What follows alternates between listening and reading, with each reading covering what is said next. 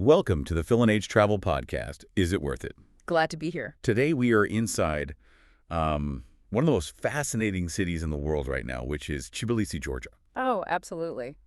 And this deep dive is, well, it's going to cover a city of incredible, almost jarring contrasts. Right. The contrasts are massive. Yeah, like on one hand, you are looking at a place where a $40 a day budget can still unlock, a beautiful guest house in a crumbling Ottoman courtyard. It's amazing value. It really is. That same budget gets you phenomenal handmade dumplings for breakfast, a private room in a 19th century domed sulphur bathhouse, and like a glass of some of the world's oldest wine. And you'll still have change in your pocket.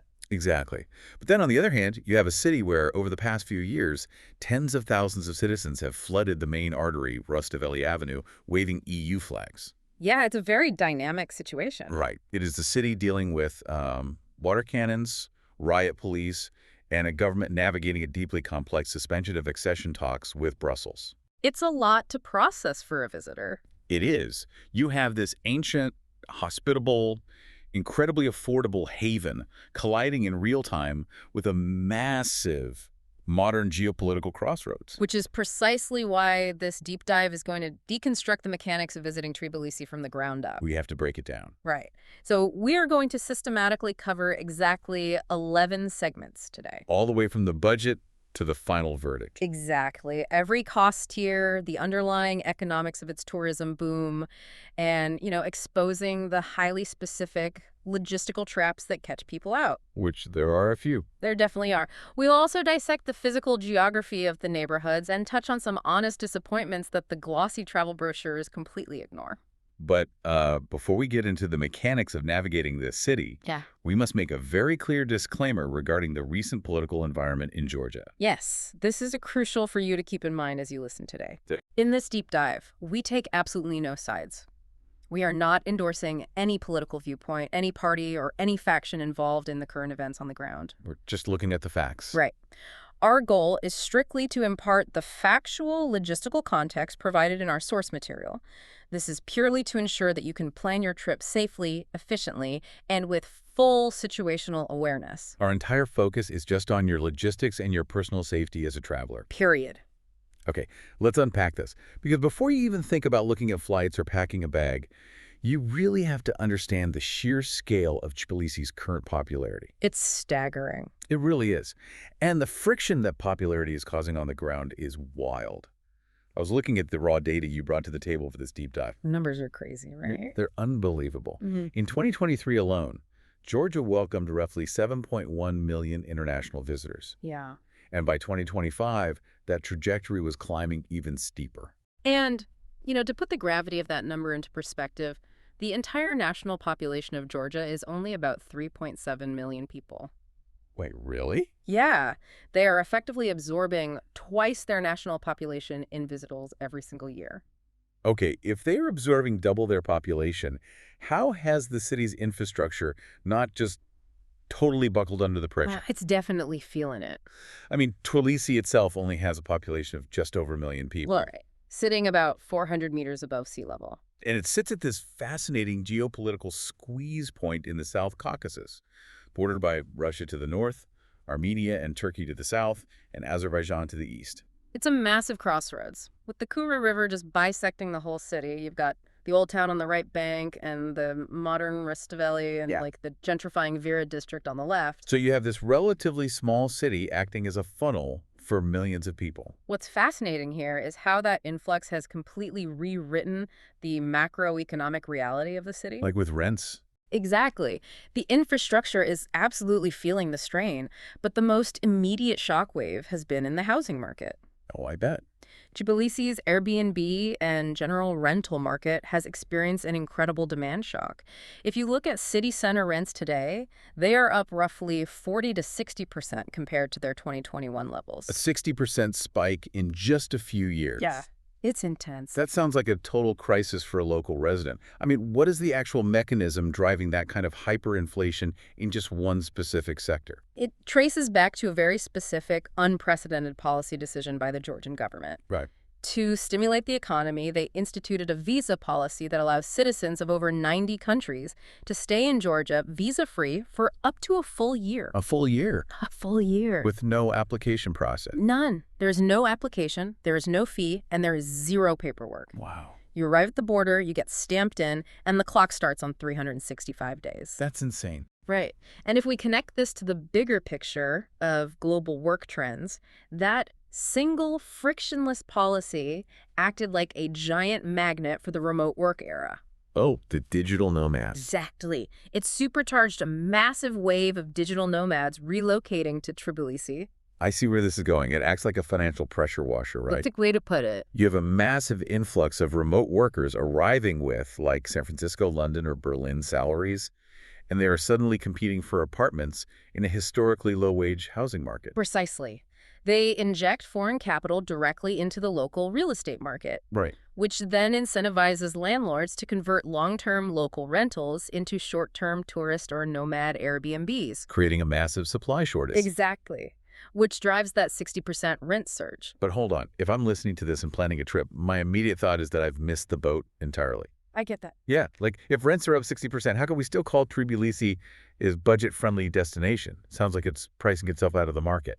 It is a completely valid concern, but the answer lies in what economists call the low base effect. Okay, explain that. Well, yes, prices have surged dramatically, but they started from a floor that was astonishingly low by Western standards. So it's still cheap comparatively. Exactly. To give you a tangible example, a mid-range traveler spending $90 a day in Tbilisi is getting a beautiful boutique hotel room, fantastic sit-down meals, and private taxi rides. Wow. Yeah, that exact same lifestyle and level of comfort would easily cost you $250 a day in London or Paris. So the baseline was just so incredibly cheap that even a massive percentage increase keeps it highly competitive globally. Right.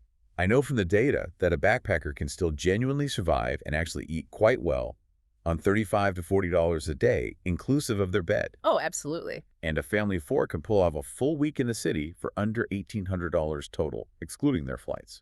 The tension here is purely relative. It is getting dramatically and painfully more expensive for the local Georgian population whose wages just haven't kept pace. Right, that's the sad reality of it. But for a tourist arriving with US dollars, euros, or pounds, it remains one of the cheapest, most accessible capital cities on the planet.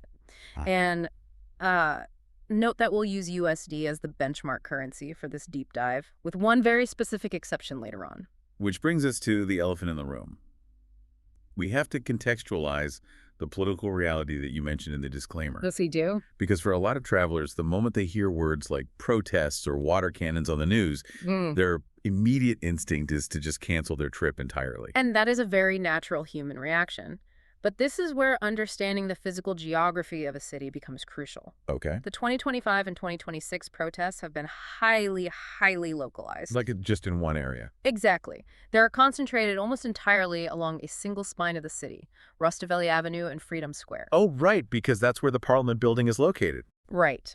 Now, these are absolutely areas tourists want to visit during the day, but the crucial point for a traveler's safety and logistics is that the government has not imposed general movement restrictions on visitors. So as a tourist, you aren't being targeted or restricted at all. You are essentially a bystander to a domestic democratic crisis. Exactly.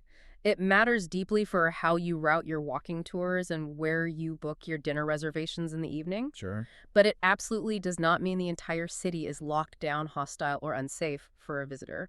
You simply need to maintain situational awareness. Right. Let's pivot to the logistics of actually getting there, though, because understanding the geopolitical squeeze you mentioned really dictates the timing of a trip. Timing is everything. If I am looking at Turkish Airlines, which is the dominant carrier into the region, what does the travel map actually look like? Because of where it sits in the Caucasus, Tbilisi occupies a really interesting logistical sweet spot. How so?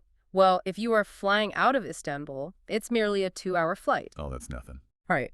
From Dubai, you are looking at about 4 hours. Okay. If you are coming from major Western hubs like London or Sydney, you are generally looking at a 6 to 9 hour journey, usually requiring a connection in Turkey or the Middle East. And once you land, you are operating on the UTC +4 time zone. Yes. In the summer, That puts Tbilisi 3 hours ahead of the UK. Hmm.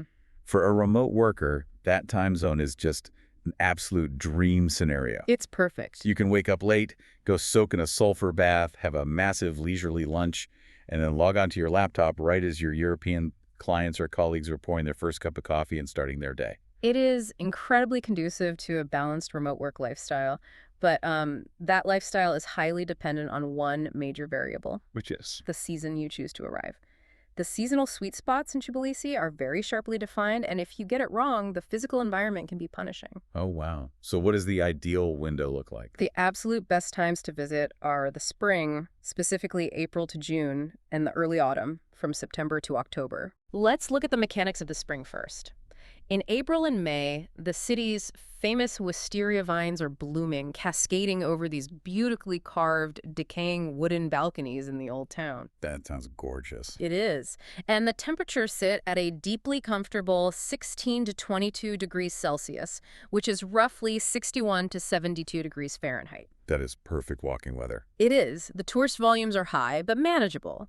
Then you have the early autumn window. That's September and October. Right. It replicates that thermal comfort, but the atmosphere shifts. You get cooler evenings, this brilliant, golden, low-angled light across the valley. Nice. And crucially, it is the harvest season in the Kakheti wine region, which is just a 2-hour drive east of the city. So spring for the blooms, autumn for the harvest. But we have to contrast that with the absolute worst time to go. Oh, we do? Let's talk about the peak summer crush. Yeah. If you book a trip in July or August, what is the physical reality on the ground? The physical reality is brutal heat. Yes. Tbilisi is built down inside the Kura River Valley. It is surrounded by hills and mountains. From a meteorological standpoint, that topography acts like a thermal bowl. No, it sounds awful. It just traps the air. In July and August, the heat gets trapped in the valley, and temperatures regularly hit an unbearable 35 to 40 degrees Celsius. Wow. We are talking 95 to 104 degrees Fahrenheit. Walking around a dense, historic city with exhaust fumes in 104-degree heat sounds absolutely miserable. It is exhausting. But the paradox is that despite this extreme heat, July and August remain the peak period for European and Middle Eastern tourists. Really? Well, particularly there's a massive influx from Israel and the EU during their traditional summer holiday windows. And when peak demand collides with limited supply, we know exactly what happens to the budget. Prices shoot up. Yeah. A budget room that normally costs $25 a night will suddenly jump to $45 or $55 for the exact same bed, just because it's August. Exactly. Huh. And if we wanted to find the absolute worst-case scenario for a traveler's comfort and logistics, it is a perfect storm of these elements. Give it to me. Imagine hitting a late July heat wave, combining it with a massive political protest on Rustaveli Avenue, and then adding in the resulting road closures and traffic gridlocks. Oh, no. You have dense crowds, incredible heat, heavy police presence, and you physically cannot get a taxi across town. That is exactly why we highly advise that you monitor the English-language Georgian news site, agenda.age, both before and during your travel. It's an essential resource. To give you a concrete idea of how this seasonal demand affects your wallet, let's look at the specific price variance for a mid-range hotel in the Old Town. Good idea. So in the dead of winter, January to March, you're paying about $45 to $65 a night. It's cold, but it's cheap. Very cheap. During that beautiful spring sweet spot, April to June, the price climbs to $60 to $90. In the punching heat of July and August, you are paying top dollar, $80 to $120 a night. Which is a huge jump. Right. Then it settles back down in September and October to $65 to $85. Finally, November and December drop back to that $45 to $65 floor, which is cold but festive. Right. So assuming you've navigated the timing and picked the right month, let's talk about the immediate reality of touching down. Arriving. Yes.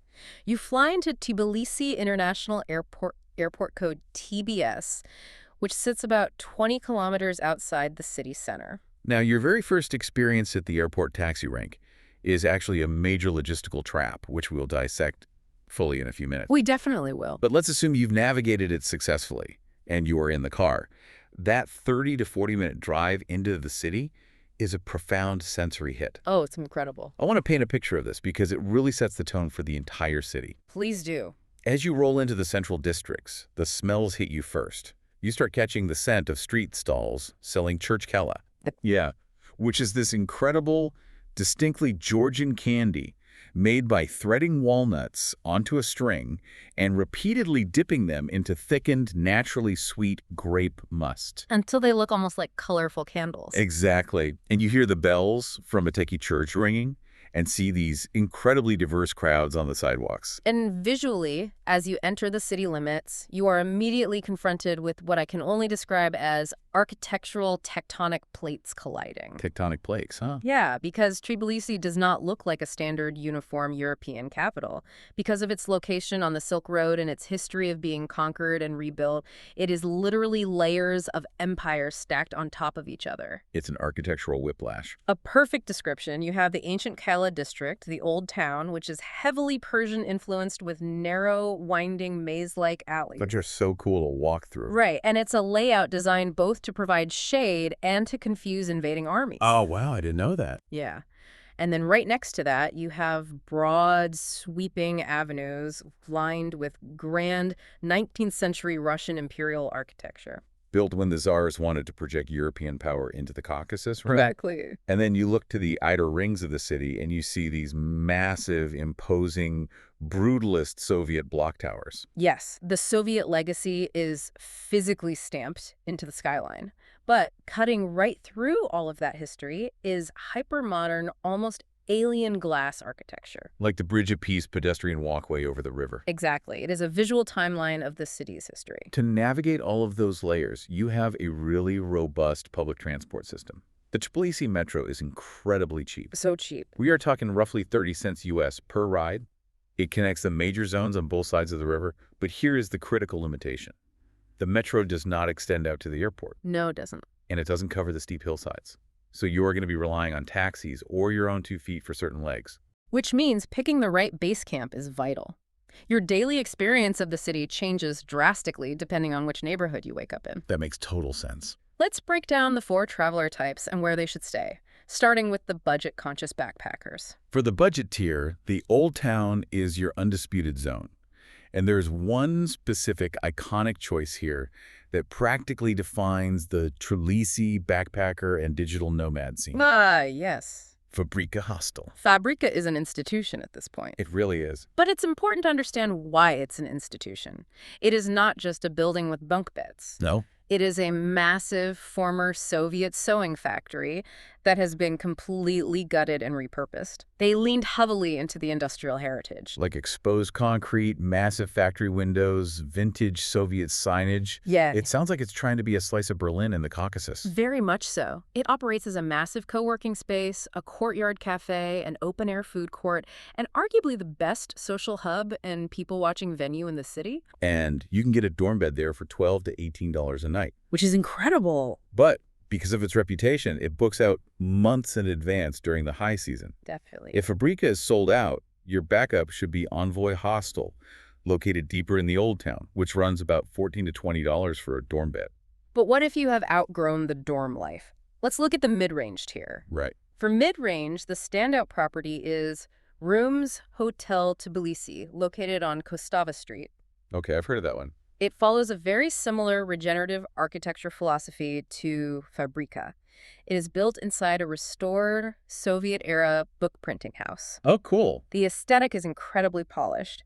Think reclaimed wood, distressed leather, exposed brick, and a stunning rooftop bar with panoramic views of Mtatsminda Mountain. That sounds amazing. Private rooms there go for $110 to $160 a night. And if you want to avoid that industrial chic vibe and want something quieter, more traditional. Then you look at something like Hotel Andrea in the Old Town. It offers a much more intimate boutique experience for about $70 to $95 a night.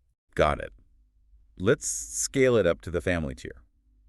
If you are bringing children, your priorities shift from social hubs to space, reliability, and kitchen access. Totally. You could always book the Marriott on Rustaveli Avenue, which gives you those predictable international chain standards for about $150 to $200 a night. True, but from a pure value and comfort perspective, getting an Airbnb apartment is almost always the superior play for families. Really? Oh yeah. However, the neighborhood is the key. You want to look at Vera or Vake Why those specifically? because these are leafier, slightly more upscale residential neighborhoods. They are insulated from the intense tourist noise of the old town. Ah, that makes sense with the kids. Exactly. You can secure a full two-bedroom apartment for $70 to $100 a night in the off-peak season. Wow. Though, you should expect that to jump to $120 to $140 during the peak summer months. Finally, we have the luxury tier. If budget is no object, the Biltmore on Rustaveli is your traditional flagship luxury experience. Right. It's exactly what you expect. Massive marble lobbies, white glove service, fine dining, sweeping views from glass towers. That will run you $220 to $320 a night. But if you want luxury with profound architectural character, the fascinating choice is the Stamba Hotel. I've seen pictures of this place. It's wild. It is housed in yet another former Soviet publishing house, but the scale is staggering. Yeah. They kept the massive multi-story printing presses in the lobby, intertwined with lush indoor jungles and towering bookshelves. That is so you. It runs $180 to $260 a night, and from a pure design aesthetic, it is world-class. Okay, so you've dropped your bags at Fabrika or Stamba. Now it is time to dive into what is genuinely one of the greatest, most underrated food cultures in the world. Yes. And here's where it gets really interesting, because we're going to see exactly how this incredible cuisine interacts with your daily budget. Let's do it. Let's talk about the holy trinity of Georgian food. Okay, but it is vital to state up front that Georgian cuisine is intensely flavorful, incredibly comforting, and unapologetically heavy. Unapologetically heavy. I love that. It is a culinary anchor. First up in the trinity, you have khinkali. These are massive, incredibly complex soup dumplings. So good. They're usually filled with spiced meat, herbs, or sometimes mushrooms and cheese. And they cost pennies, about 50 to 80 cents each. But there is a mechanical trap here for first-timers. Oh, yeah. There is a very specific, culturally mandated way you have to eat them. Right, because of how they are constructed. Yeah. The raw filling is sealed inside the dough before boiling, which means as it cooks, a rich, steaming broth forms inside the dumpling. Exactly. If you try to be polite and cut a khinkali with a knife and fork, you destroy the structural integrity. It's a disaster. The broth spills all over your plate, the dumpling collapses, and you will instantly out yourself as a total amateur to everyone in the restaurant. You have to use your hands. Yes. You hold the dumpling by its thick, doughy top knot. You bite a small hole in the side of the dough, carefully slurp out the scalding hot broth, and then eat the rest of the dumpling in a couple of bites. And you never eat the top knot. Never. You leave it on your plate so you can count how many you've eaten at the end of the night. The second pillar is khachapuri, which broadly translates to cheese bread. Yes. It exists in many regional variations, but the most visually iconic is the Ajaran version. The boat. Yes, it is shaped like a boat, which historically nods to the maritime culture of the Ajara region on the Black Sea coast. Oh, that makes sense. The dough is shaped into a vessel, baked until crispy, and the center is filled with a bubbling, molten mixture of Sulguni and Emirli cheeses. It sounds so decadent. Right as it comes out of the oven, a raw egg yolk and a massive pot of butter are dropped into the center. The mechanics of eating it are just as fun as the khinkali. Right. The mechanical process of eating it involves using your fork to rapidly whip the egg and butter into the hot cheese until it forms a rich fondue. And then you tear off the crusts of the bread boat and dip them right into the center. It is an absolute calorie bomb, and it is glorious. And it will only cost you $3 to $6. The third pillar is mincvati. This is skewered, fire-grilled meat, typically pork or lamb, cooked over vine wood coals. Which gives it a very specific smoke profile. It's served unpretentiously with raw onions, pomegranate seeds, and a sour plum sauce called tekamali. A massive plate of that runs $5 to $8. If we look beyond the street food and analyze the broader restaurant costs, the value proposition remains staggering. Okay. A full sit-down dinner for two people at a traditional local spot in the Old Town, and by that I mean two heavy main courses, fresh shoddy bread baked in a clay oven, a cucumber and tomato salad dressed in walnut paste, and a carafe of the house wine. Wow. Yeah, that is only going to set you back $15 to $25 total. That same meal in London or New York would easily clear $100. Easily. And even if you want to push into the high-end dining scene at places like Shavilomi or Barbaristan. Which is famous for cooking exclusively from a 19th century Georgian duchess's cookbook. Right. You are still only looking at $30 to $50 for two people. And what if you are a family or a digital nomad staying in an Airbnb and you just want to self-cater? It's super cheap. The grocery prices at chains like Carrefour, Smart, or Orinabiji are equally low. A liter of milk sits around 90 cents to $1.10. A dozen eggs will cost you $1.50 to $2. Which brings us to a critical financial mechanic that every visitor needs to understand. Okay, what's that? At the start of this deep dive, we mentioned we would primarily use US dollars as our benchmark currency to make the math intuitive. Right, to keep it simple. But there is one specific crucial exception where the local currency, the Georgian lari or GEL, absolutely dictates your behavior. And that is when you are purchasing wine. Exactly. Why is wine the single exception to the rule? Because there is a massive markup arbitrage happening between local retail and tourist hospitality. Okay, break that down for me. To understand the trap, you have to understand the product. Hmm. Georgia is widely considered the cradle of wine. They have an 8,000-year-old unbroken winemaking tradition. 8,000 years? Yeah. That's incredible. Unlike Western European techniques that rely on oak barrels, Georgians crush the grapes, skins, seeds, stems and all, and ferment them underground in massive beeswax-lined clay amphorae called kevri. It produces a completely different chemical and flavor profile. It really does. The amber wines, where white grapes are left on their skins, are incredibly tannic and complex. And their flagship red, Saperavi, is so deeply pigmented, they often refer to it as black wine. It is world-class wine. Now, here is the mechanic of the trap. Let's hear it. If you walk into a local wine shop or even a large Carrefour grocery store, a fantastic, high-quality bottle of Saperavi will be priced on the shelf at 15 to 25 Georgian lari. Okay. If you convert that to US dollars, it's roughly $5.50 to $9. Which is an absolute steal for a bottle of that caliber. But if you sit down at a restaurant in the tourist-heavy Old Town and order that exact same bottle, the menu will list it for 15 to 25 US dollars. Wait, what? They essentially take the local lari price, swap the currency symbol to USD, and instantly apply a 300% markup.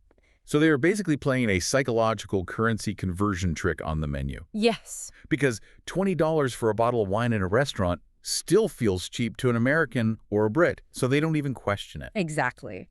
The tourist perceives it as a bargain, while the restaurant pockets a massive disproportionate margin. That's wild. The solution is simple. Enjoy a glass or a cheap carafe of house wine with your meal, but buy your actual bottles from local wine shops using lari.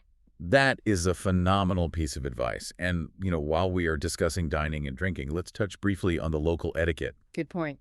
Georgia possesses a massive, deeply ingrained culture of hospitality.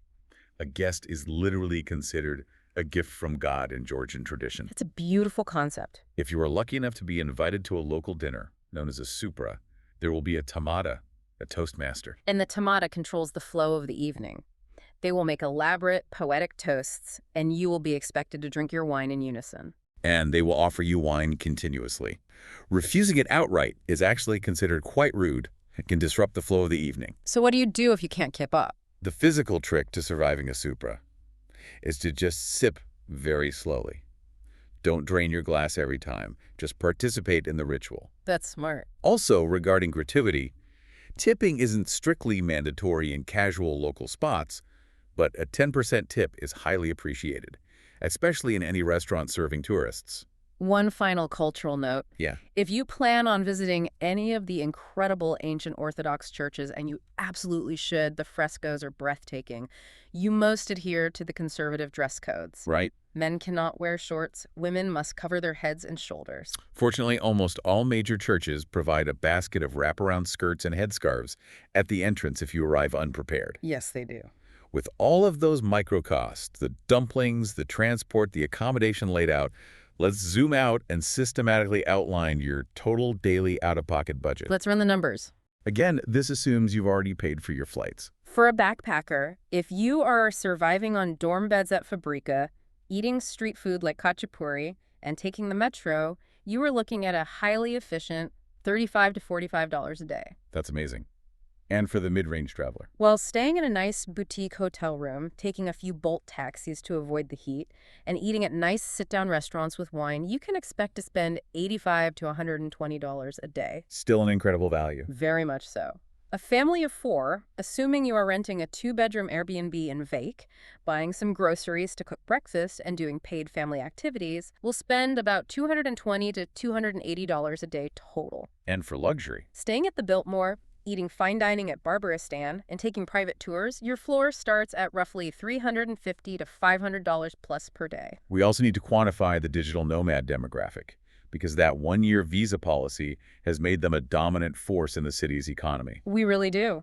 A comfortable, single digital nomad can rent a modern one-bedroom apartment in a central neighborhood, pay for high-speed fiber internet, eat out at cafes regularly, and hold a membership at a co-working space like Impact Hub for a total monthly cost of $11,115 to $1,680. That's a great setup. And the cherry on top for those remote workers, the real financial incentive beyond just cheap rent is the tax regime. Right, the taxes. Georgia offers a 1% individual entrepreneur tax regime for qualifying freelancers and IT professionals. 1%. Yes, it is an aggressive strategy by the government to attract foreign tech talent and capital. Wow. If your revenue is under a certain threshold, you literally pay 1% tax on your gross turnover. When you combine that negligible tax burden with a sub-$2,000 monthly cost of living, it is an astonishing financial setup for a remote worker. Which explains exactly why the city is overflowing with them. It all sounds completely idyllic. Cheap dumplings, zero taxes, ancient wine. But Tbilisi is a major, rapidly developing urban center. And like any major city experiencing a tourism gold rush, it has developed specific mechanisms designed to separate unaware tourists from their cash. Sadly true. Which brings us to the traps, tricks, and safety portion of this deep dive. Let's expose 3 specific, named logistics traps you need to dodge. Let's get into it. Trap number 1, the airport taxi ambush. This is a classic vulnerability trap, and it happens the absolute minute you clear customs and step into the domestic arrivals hall. It's so disorienting. You are tired from a long flight, you likely haven't acquired local currency yet, and you are immediately approached by aggressive, persistent, unofficial taxi touts. They will intercept you, grab your bag, and verbally quote you a fare of $30 to $40 for the ride into the city. And the psychological mechanism they are exploiting here relies entirely on your disorientation. They know you haven't downloaded the local ride-hailing app, Bolt, yet. They rely on the social pressure of a face-to-face interaction to make you just accept the inflated deal so you can finally get to your hotel bed. The fix is entirely proactive.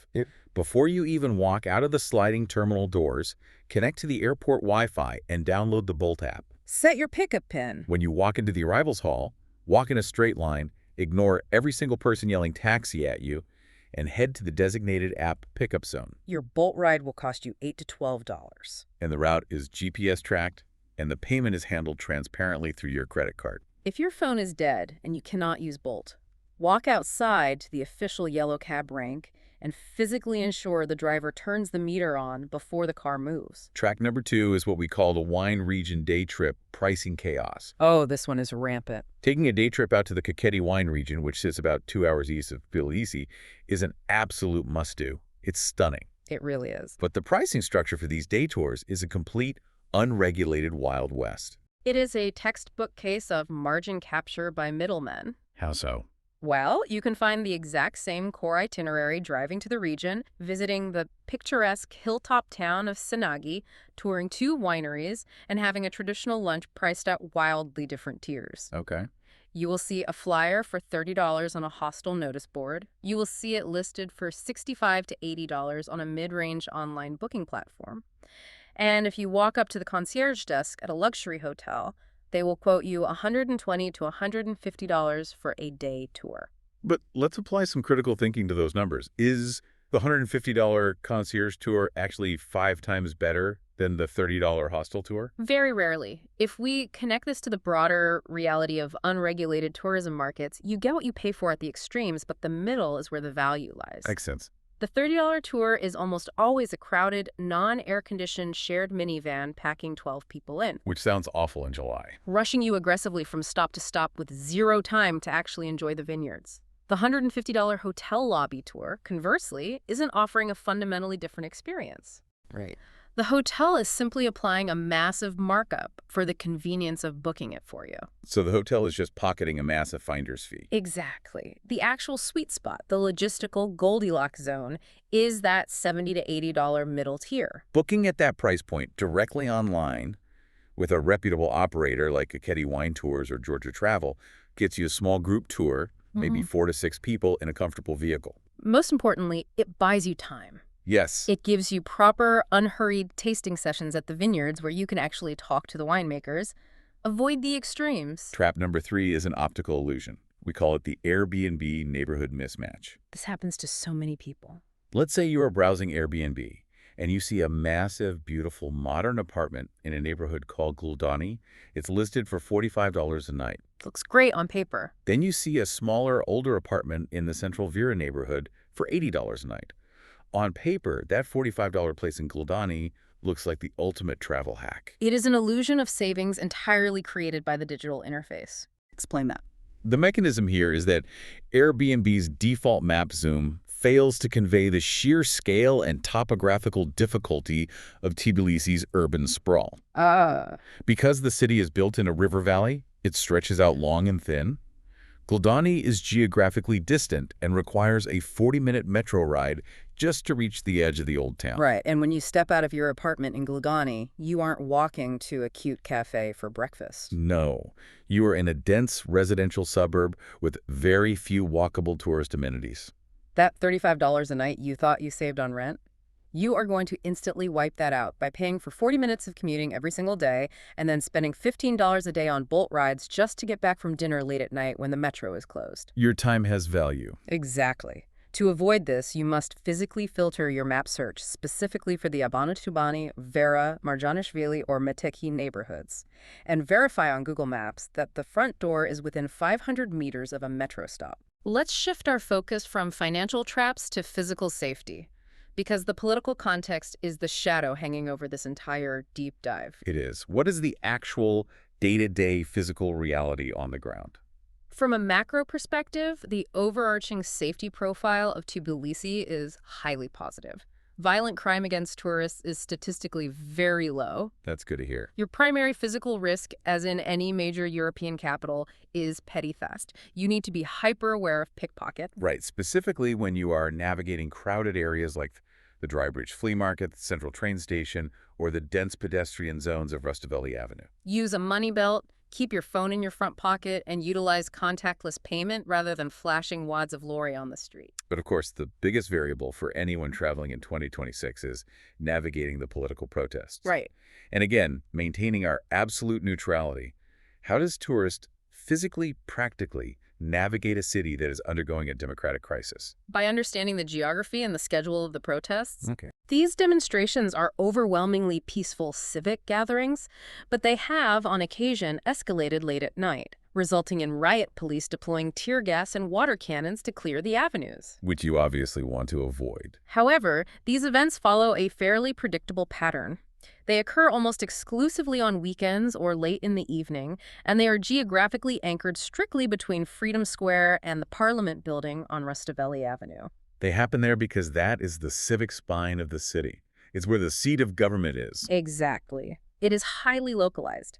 If you are walking down Rustaveli and you see a massive crowd forming or a heavy police presence staging, you simply diverge. You alter your route. You can walk 5 minutes downhill to the Kura riverbank or step into the winding pedestrianized alleys of the old town, and the atmosphere completely changes back to normal. Monitor agenda.eg every morning over coffee and simply avoid the specific blocks where gatherings are planned. What about solo female travelers? This is a question we see constantly regarding the Caucasus region. Yeah, we get that a lot. The assessment for solo women is cautiously positive. Cautiously positive. Compared to its immediate regional neighbors, Tbilisi is quite liberal and progressive, especially inside the central tourist bubble. Okay, that makes sense. The old town districts are well-lit, heavily populated late into the night, and solo women consistently report feeling very safe dining alone in the cafe districts. But there is a caveat. There is. Georgia remains, fundamentally, a socially conservative, deeply traditional country outside of that progressive urban bubble. Right. Street harassment is comparatively low, but it absolutely does exist, particularly if you venture out into the deep outer suburbs or if you are walking alone down unlit streets after midnight. The simple, effective mitigation strategy is to stick to the central populated zones and exclusively use the Bolt app for point-to-point transit at night, rather than trying to hail random street taxis in the dark. And for families, you mentioned earlier that it's a great value spot. It is incredibly strong for families, largely due to the cultural disposition. Georgians love kids, right? Georgian culture traditionally reveres and adores children. Waitstaff will bend over backwards to accommodate you. Children are welcomed in almost all restaurants, and they often eat free or very cheaply at local spots. That's amazing. Furthermore, the city has great infrastructure for kids.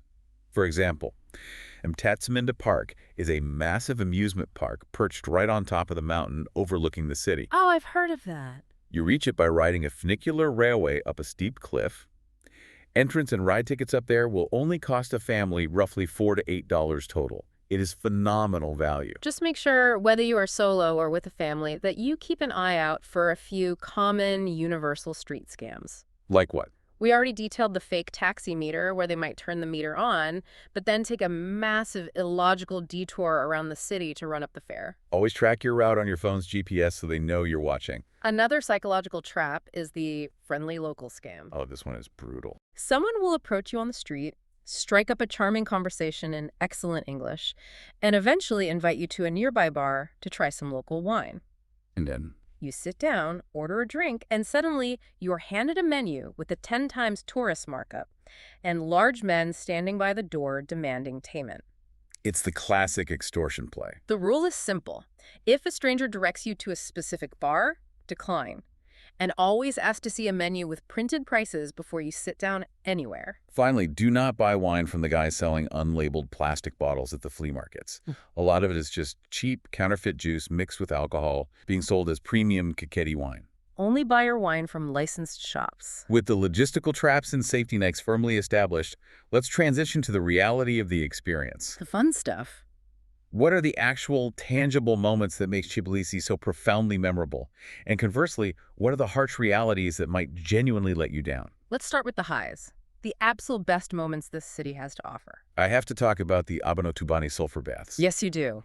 These are those iconic, beautiful, dome-shaped brick bathhouses you see in every single photo essay of the city. They sit right on top of naturally occurring, boiling hot sulfur springs. And the history is wild. Mm-hmm. They have been operating continuously in that exact spot since at least the 5th century. It's incredible. You can rent an entirely private room, complete with a hot pool, a cold plunge, and a marble slab for a massage for 2 people for an hour for just $15 to $25. The sensory experience of those baths is entirely unique, and it's important to set expectations. What do you mean? The air inside is incredibly thick with steam and the heavy, pungent smell of sulfur. The stone floors are literally worn smooth, bowed in the middle by centuries of wet footsteps. It's very atmospheric. It feels fundamentally different from a polished, sterile, modern European spa. Places like Gulo's thermal spa or the ornate Orbiliani baths give you that deeply atmospheric, almost ancient interior experience. Another massive high is the Narikala Fortress, which towers over the baths,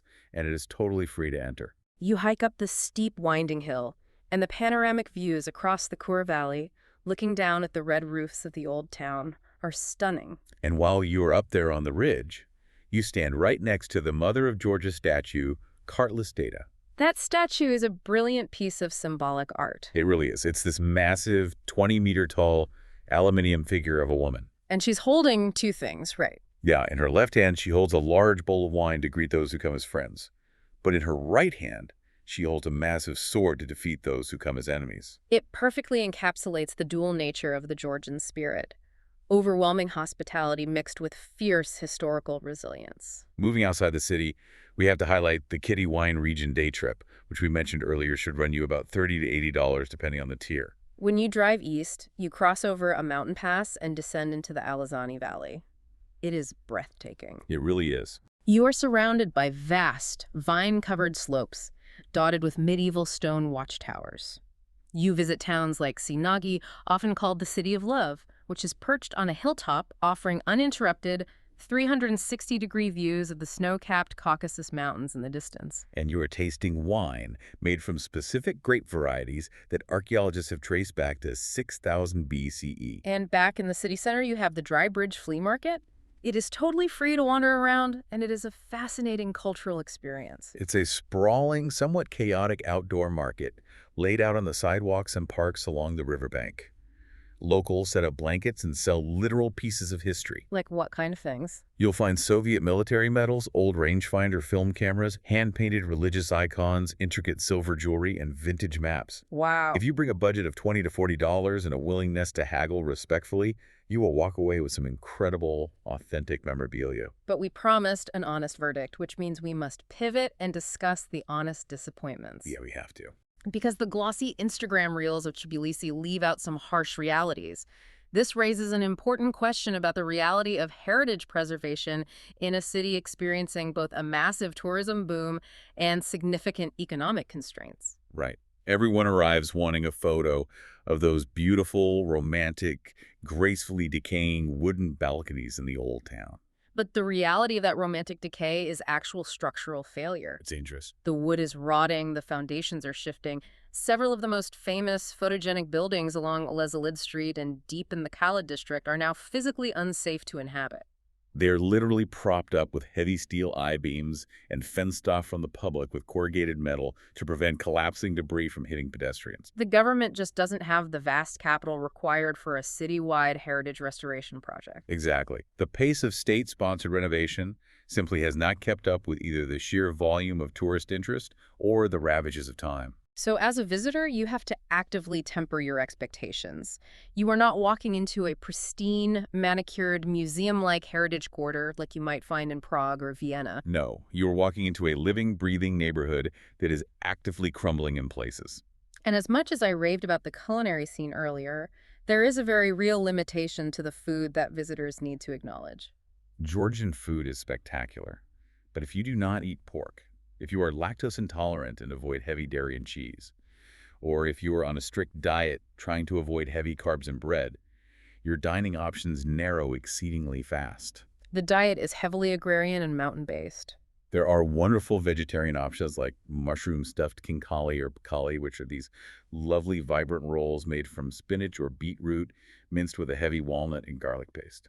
But the sheer variety is tight. If you stay for 2 weeks, you will experience menu fatigue. And while the international food scene in Tbilisi is improving due to the nomad influx, it's mostly just passable Italian or decent Japanese. You are not coming to Tbilisi for a world-class, diverse, global fusion scene. Another serious logistical disappointment, specifically for remote workers, is the infrastructure inside those beautiful, atmospheric, older guest houses. Oh, the infrastructure can be rough.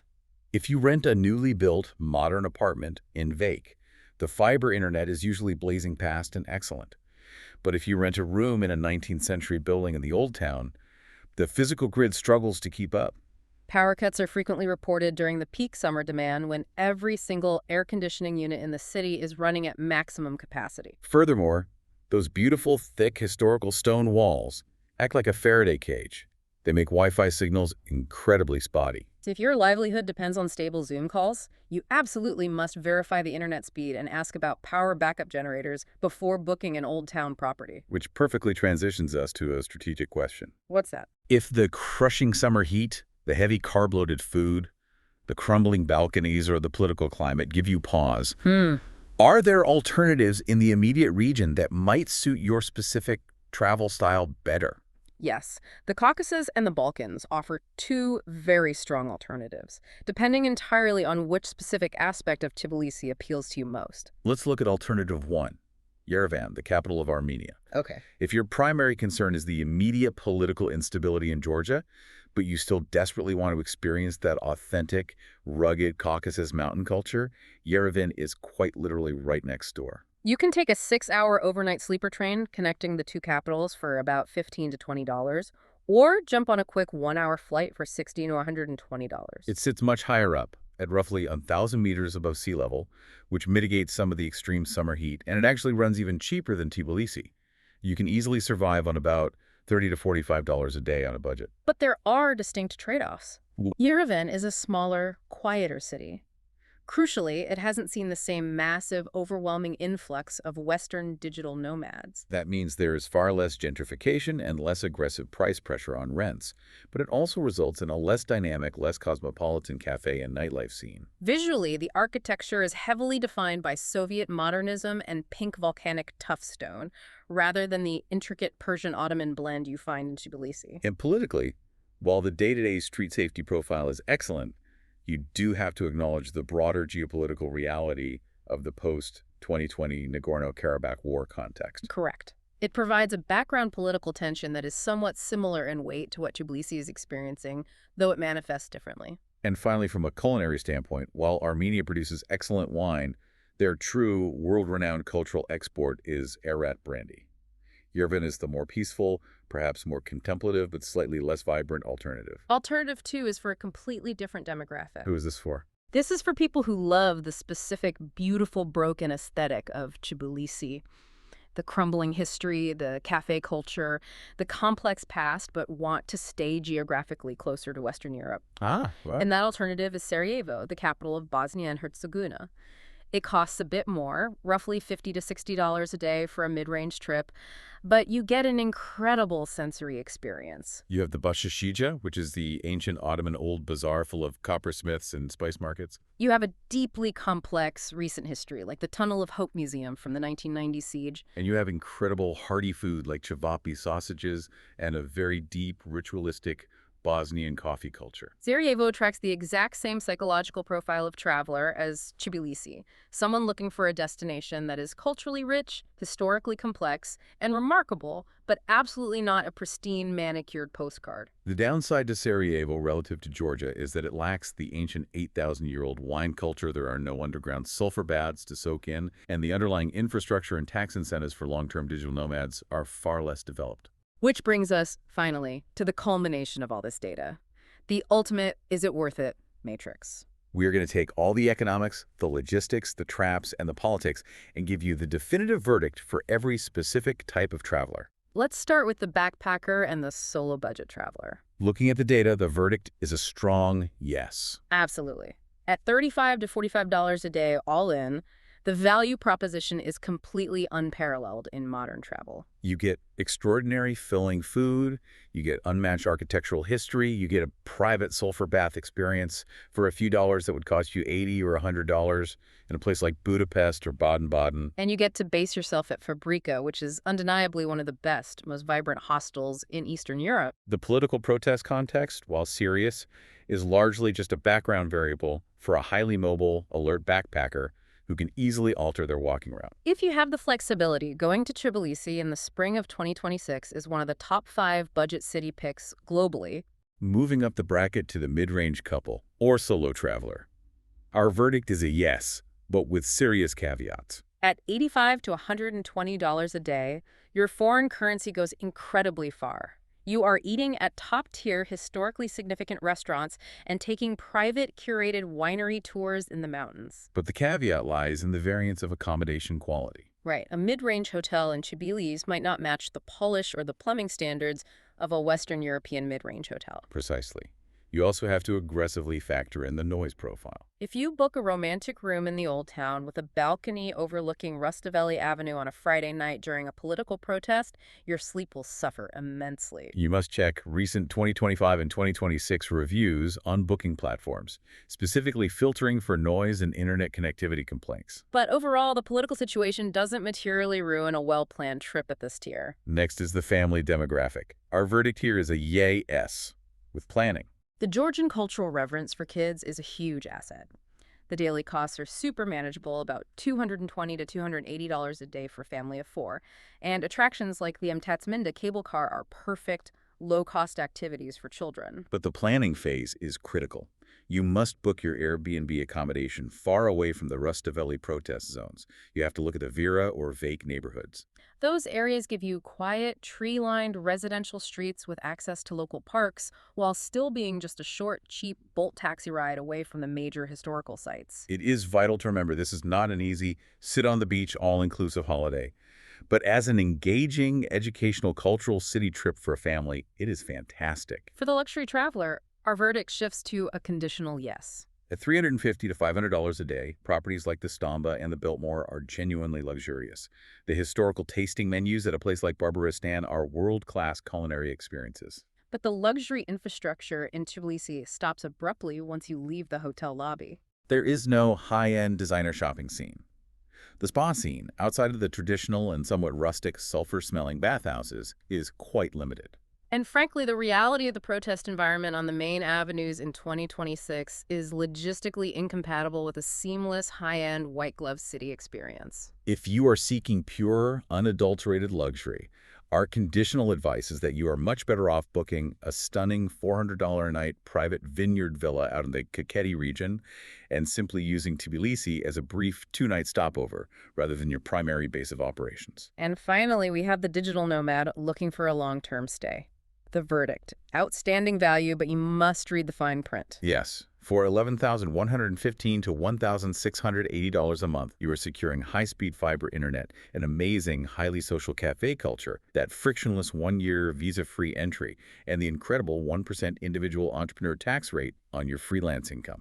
Which, to be clear, you do need to officially register for at the Georgian Revenue Service to legally legitimize. When you stack those benefits, it is objectively one of the top 3 nomad deals on the planet right now. But the fine print is vital to your long-term planning. While the political situation hasn't resulted in any visa restrictions for foreigners as of June 2026, and the lari has remained relatively stable against the US dollar, the real existential threat to the nomad lifestyle here is the rent trajectory. If rents have already surged 60% since 2021 due to demand, they're going to keep climbing as more people globally find out about this incredible arbitrage opportunity. The verdict for nomads is urgent. Get in now before 2027 pushes the housing market out of reach entirely. And that economic reality leaves us with a much larger, frankly, difficult philosophical question to mull over as we close this deep dive. When a historic city becomes one of the ultimate, frictionless, low-cost havens for global digital nomads, and as a direct result, local rents surge by 60% in just a few years, at what point does the very charm, authenticity, and affordability that attracted everyone in the first place begin to irrevocably erode the local soul of the city? If this gave you the honest verdict you needed, follow the show. New episodes drop every day. That is the honest verdict from Phil and H.